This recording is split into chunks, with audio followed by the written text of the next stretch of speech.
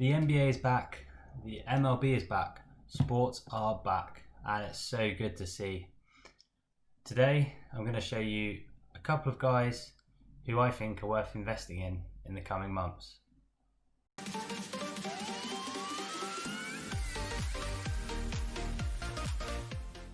Okay guys, so first things first, do not invest more than you have free.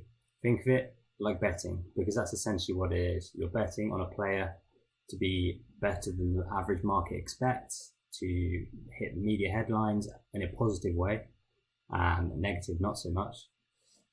And these things can go wrong. Whether you're investing in a no-name prospect on a dollar card, or you're going all the way up to an assured guy who's already a big name like LeBron, these cards can still drop in value.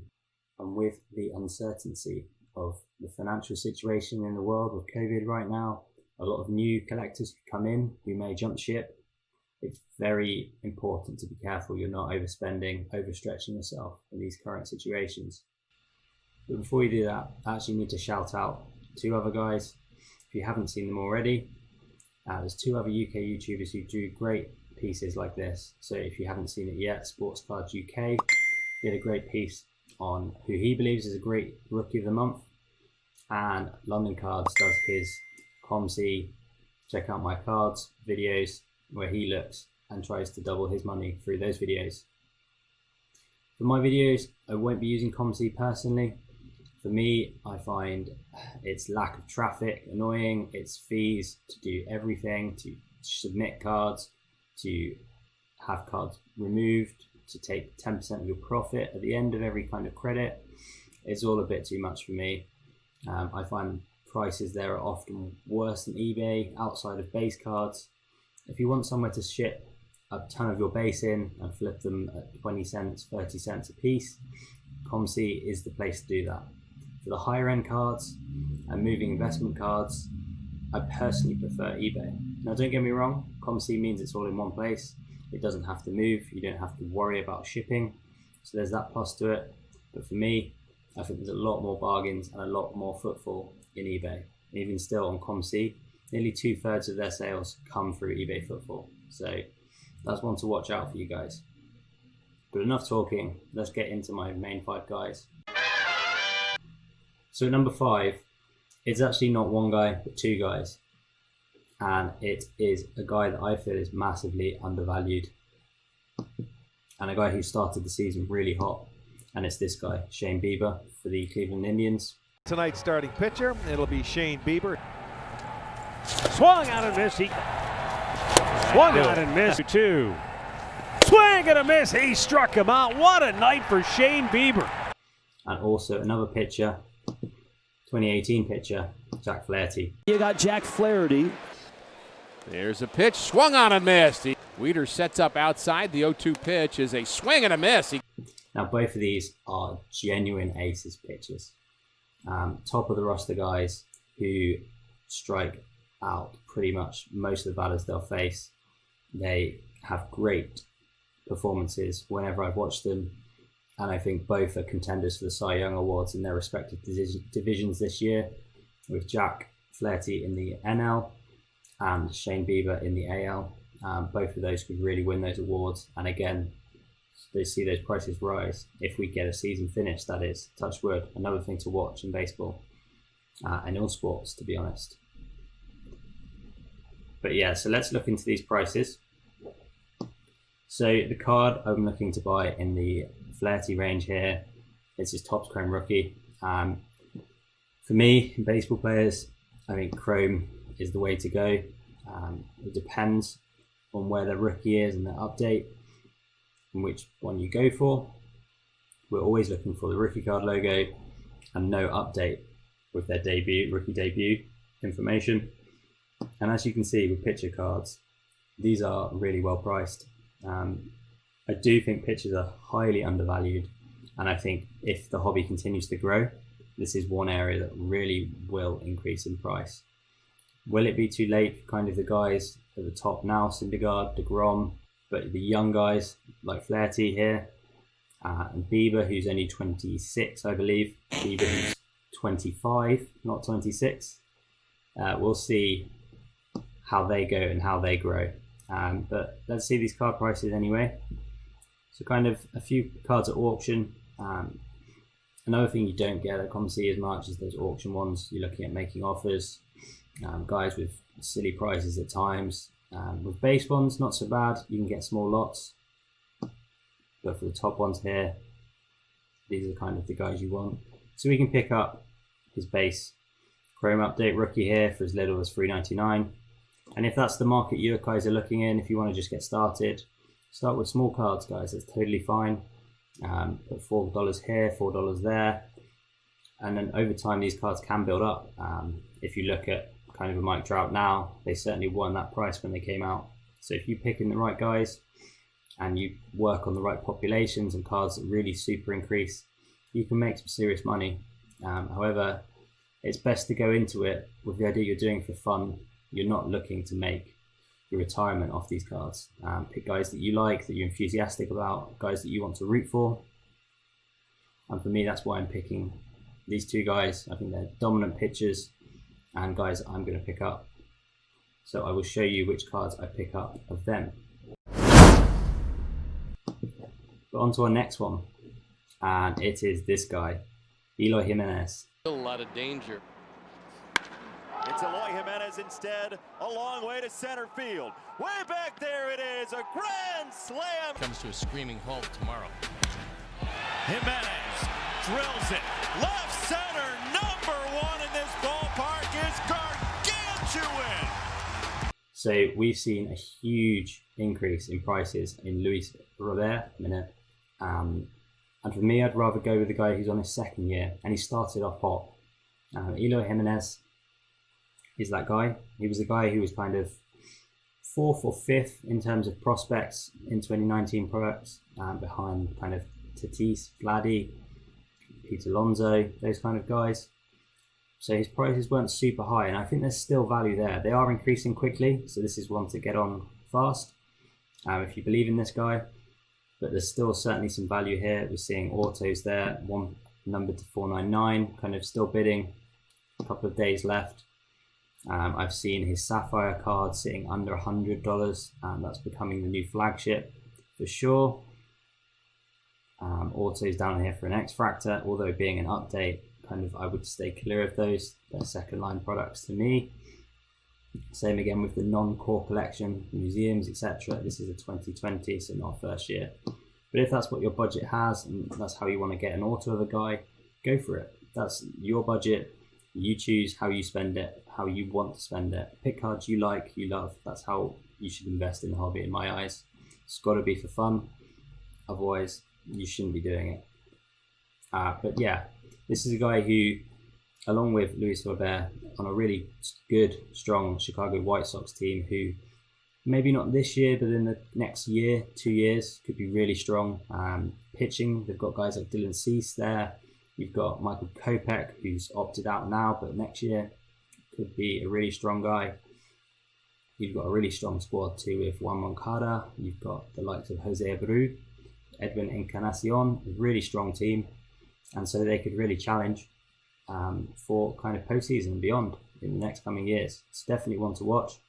If that happens, this guy's price will certainly go through the roof. Okay, so the next guy I'm picking isn't a guy who's playing now, but with preseason about to start, it's time to get thinking about the NFL. And the guy who I've already picked up his card here is Drew Lock.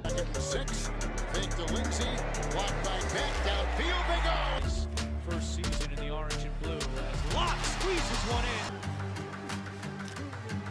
Locke, And an Optic Silver is where I'm going. An Optic Hollow Silver Prism.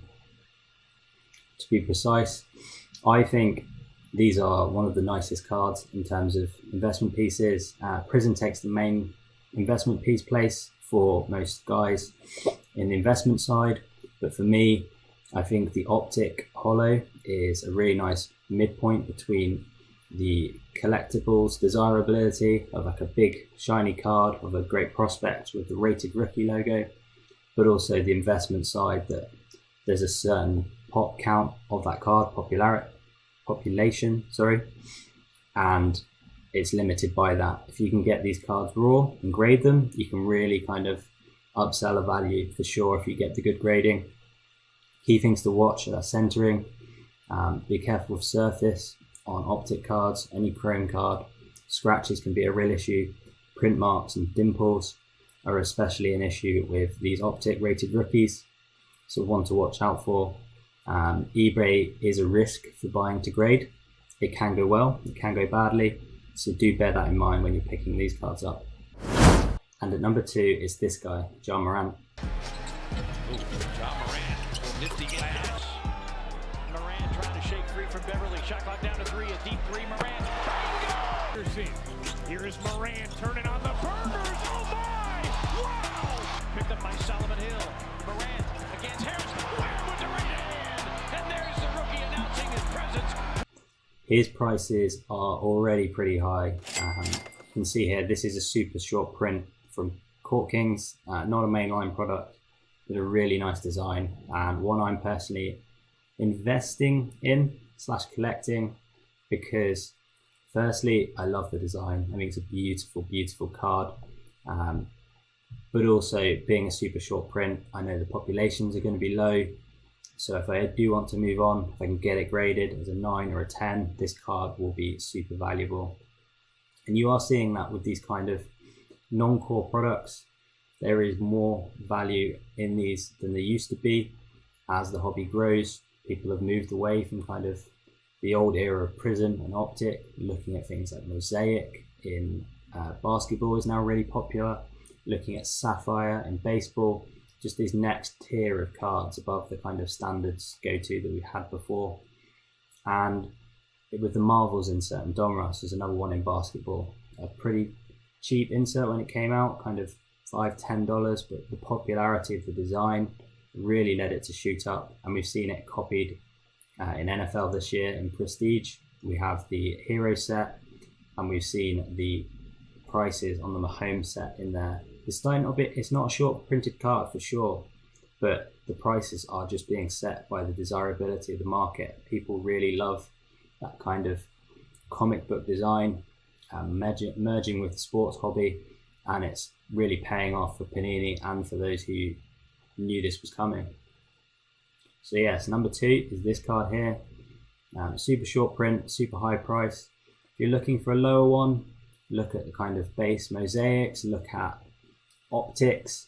There's definitely cards out there that are still kind of in okay price ranges for jar.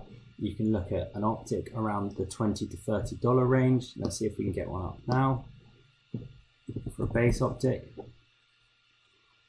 There we go, even lower for a pink hyper there, just $8. This is what I mean about eBay. You can really snipe some great prices, going all the way up to 50, 60 for standard, up to 100 for kind of a blue velocity there.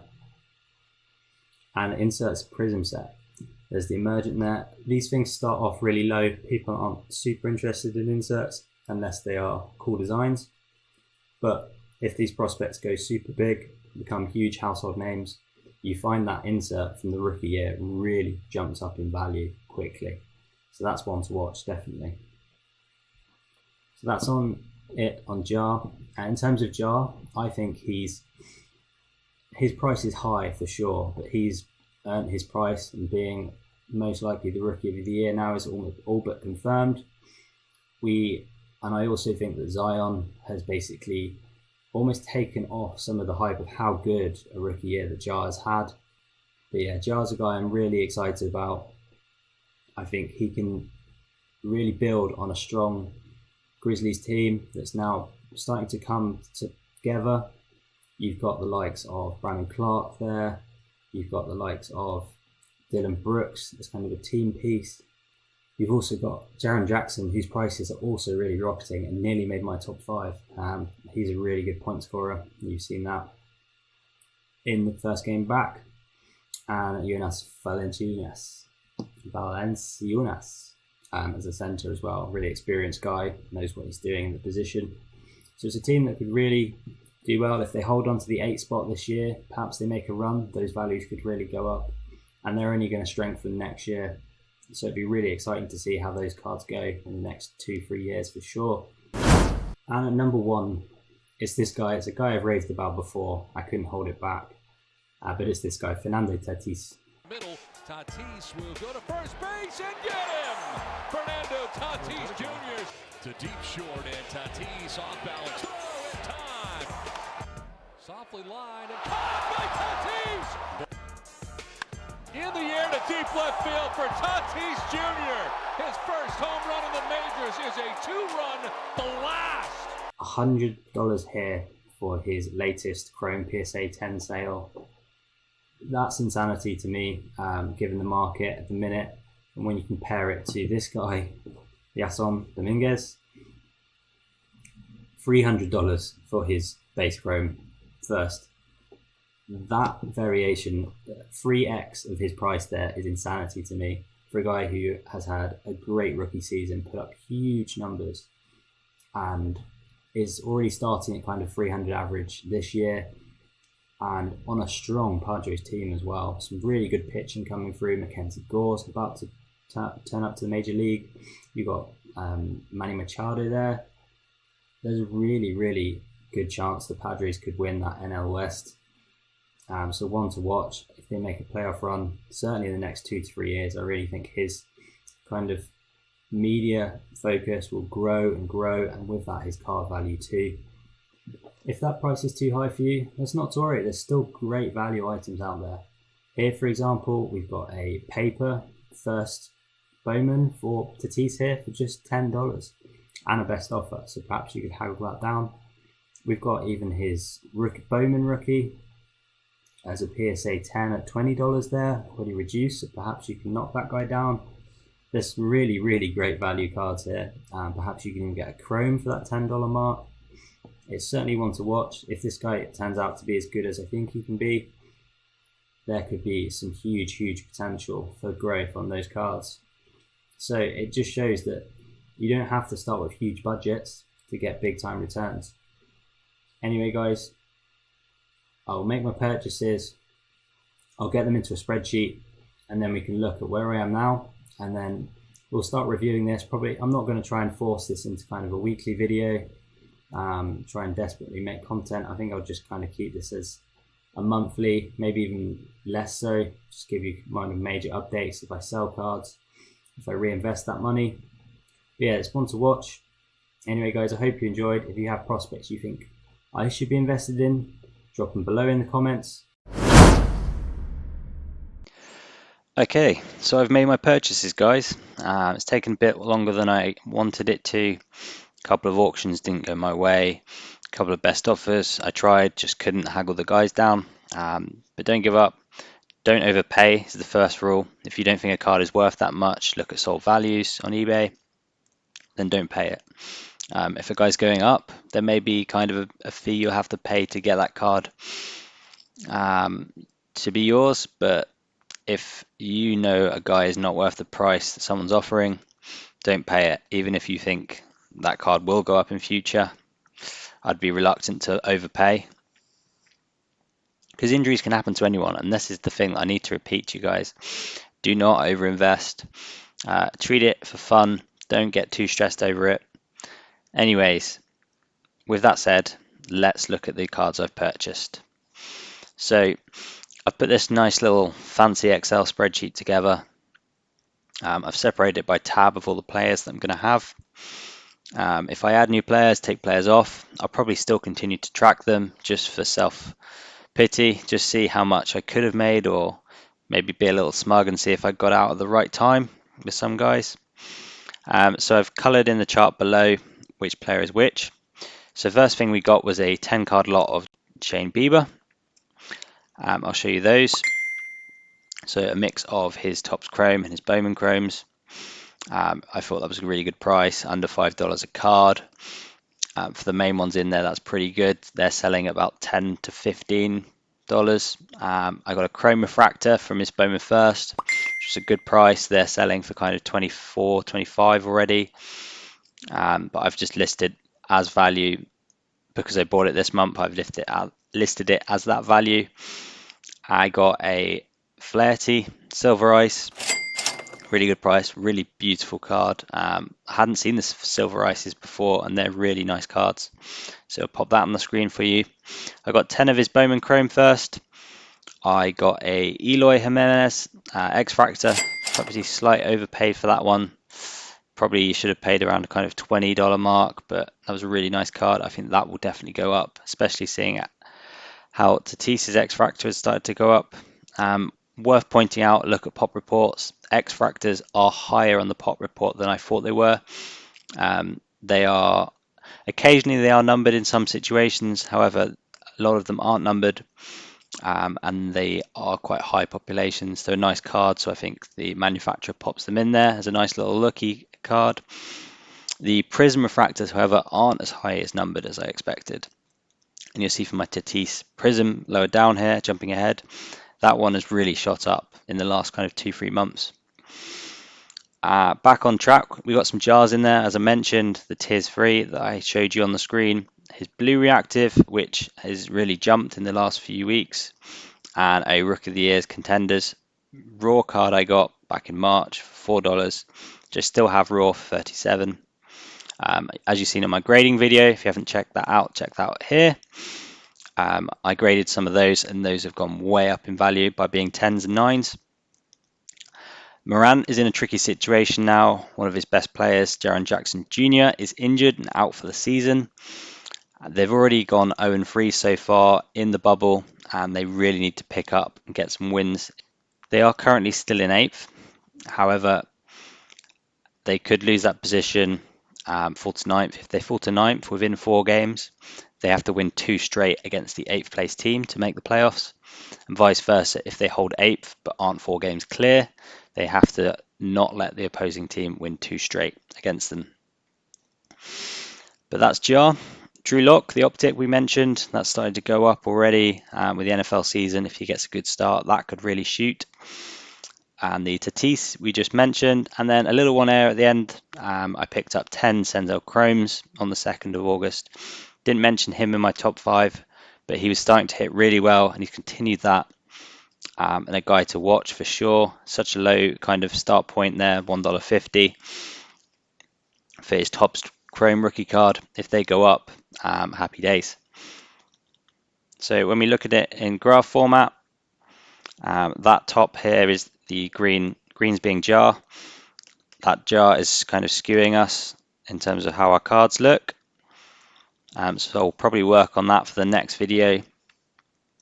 When we review these, separate kind of time dates a bit better, maybe take out the high value cards here, the jars and the Tatises, and look at kind of raws, and then the graded cards and the premium cards in a separate graph. But as you can see, from the cards that I've owned for more than 1 month, we're seeing some good growth.